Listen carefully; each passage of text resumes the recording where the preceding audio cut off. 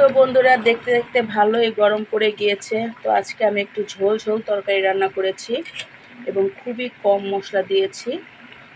তো সব কিছু আমি কুচিয়ে তারপরে মশলাটা দিয়েছি, পেঁয়াজ কুচি, রসুন কুচি, একটু বাগার দিয়েছি, জিরা বাগার, একটু তেজপাতা দিয়ে দিয়েছি এবং এর ভিতরে আমি একটা স্পেশাল পাতা দিয়েছি, কারি পাতা। এই যে দেখুন, তো এটাও আমি একটু তেলের সাথে ভেজে নিয়েছিলাম। আর এই মাছটা হচ্ছে বাটা মাছ। তো এর ভিতরে কিন্তু আমি কোনো আলু ব্যবহার করি নাই, শুধুই মিষ্টি কুমড়া। তো দেখি সিদ্ধ হয়েছে কিনা। ওয়াও, খুব সুন্দর সিদ্ধ হয়ে গেছে।